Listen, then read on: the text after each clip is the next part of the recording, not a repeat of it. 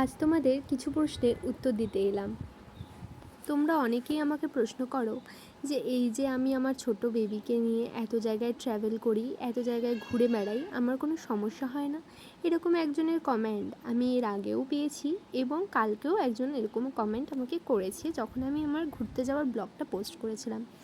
তো আমি জানি তোমাদের কম বেশি সবারই মনে এই প্রশ্নটা থাকে, কেউ কমেন্টে জানাও, কেউ কমেন্টে জানাও না, বাট প্রশ্নটা তোমাদের মনে থাকেই যে কী করে এত ছোটো বাচ্চাকে নিয়ে ট্র্যাভেল করা যায়।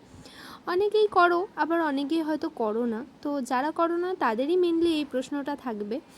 তো তাদের জন্যই আমি আজকে তোমাদেরকে কিছু কথা বলতে চাই।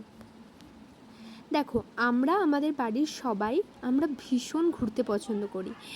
ইনফ্যাক্ট তোমরা যারা আগে থেকে আমাকে চেনো বা আমার ব্লগ দেখো বা ফেসবুকে আমার আইডিতে আছো, তারা সবাই আমার ফটো মানে আগেকার ফটো ভিডিও দেখলে দেখতে পারবে যে আমার প্রেগনেন্সি টাইমে আমি কত পরিমাণ ঘুরে বেরিয়েছি আর কত জায়গায় ঘুরেছি, কত ট্র্যাভেল করেছি।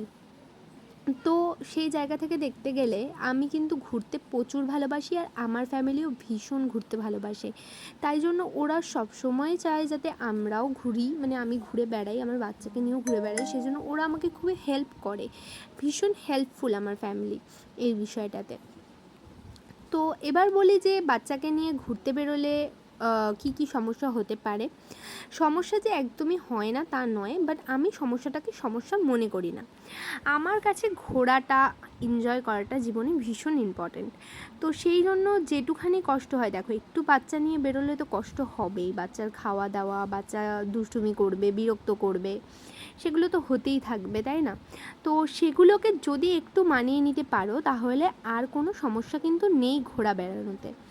তো আমি আমার বেবিকে নিয়ে অনেক ছোটো থেকে ট্রাভেল করি। ওর যখন 2.5-3 মাস বয়স তখন থেকে আমি ওকে নিয়ে ট্রেনে, বাসে ট্রাভেল করি। তো আমার কিন্তু খুব একটা প্রবলেম হয় না, কারণ আমি আমার বাচ্চাকে সেইভাবেই অভ্যাস করিয়েছি যাতে ওর ঘুরতে বেড়াতে বা বাইরে বেরোলে বাইরের ওয়েদারে কোনো সমস্যা না হয়। ও কিন্তু বাইরের ওয়েদারটাকে ভীষণ এনজয় করে, ও কিন্তু বাইরে বেরোতে ভালোবাসে, ঘুরতেও ভালোবাসে। এই যে আমরা সারাদিনের জন্য বেরোই, ও কিন্তু খুব বেশি বিরক্ত করে না, কারণ ও নিজের ঘোরাটাকে এনজয় করে। আর রইল বাকি খাওয়া দাওয়ার কথা, আমার ছেলে খাওয়া দাওয়া করতে একদমই পছন্দ করে না।